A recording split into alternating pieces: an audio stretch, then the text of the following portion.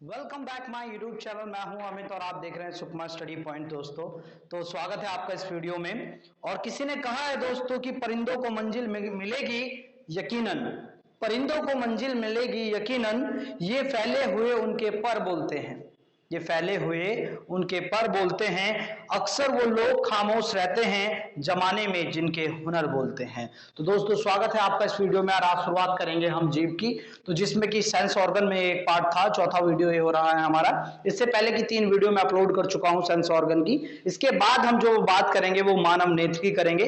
तो दोस्तों जैसे कि आज हम देख रहे हैं मानव टंग, जिसमें कि हम पूर्ण रूप से यहाँ पर आपको जानकारी देंगे।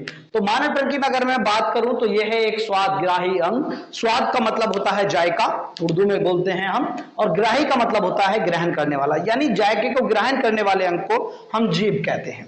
ये स्नायु का बना होता है, यानी कि एक स्पेशल मांस का बना होता है, इसके अंदर कोई बोन नहीं होती है। एक स्पेशल मांस का बना होता है, इसके अंदर कोई भी बोन नहीं होती है, नो बोन।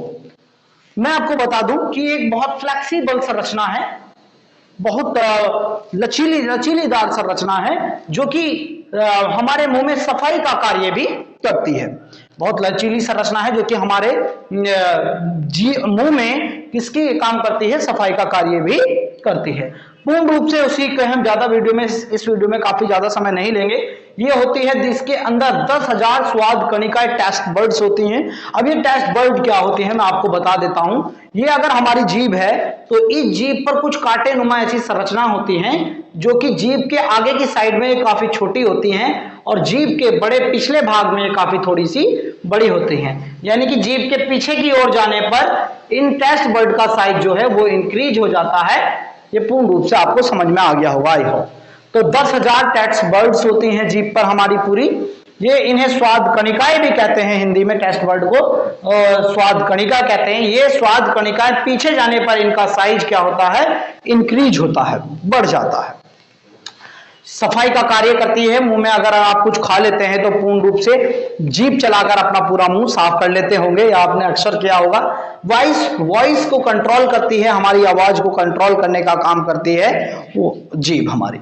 उसी के बाद हम जीभ के कुछ पार्ट्स देखेंगे, अंग देखेंगे, जिससे स्वाद का जायके का पता लगता है। तो आपको मैं इसकी ट्रिक बता देता हूं। आपने ये मैंने 4 चीजें ली हैं यहाँ पर। मिठाई में मैंने काजू कतली लिया है, और उसके बाद नींबू लिया है, नमकीन ली है, और करेला लिया है। तो ये 4 चीज आपके पास हैं। इन चारों चीजों में से सबसे पहले आप क्या खाना पसंद करेंगे? जैसे ही आप खाना की बात करेंगे तो सबसे पहले आप मिठाई पर हाथ मार देंगे, क्योंकि काजू कतली आगे रखी हुई है। तो सबसे पहले आप काजू कतली का काम तमाम कर देंगे यहाँ पर नंबर 1 पे।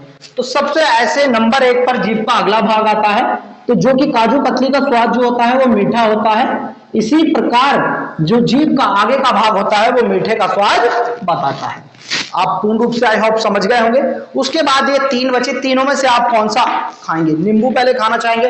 अगर नींबू खाएंगे तो दांत खटिया जाएंगे, यानी कि इसको आप सेकंड चॉइस पर रखना चाहेंगे। उसके बाद करेला, करेले पे बिल्कुल आप नहीं जाएंगे क्योंकि बहुत कड़वा होता है। उसके बाद बचा नमकीन, और ये नमकीन आप खाना पसंद करेंगे तो जीभ का जो आगे से पिछले वाला भाग होता है अर्घ पार्श्व, ये नमकीन स्वाद का पता लगाता है।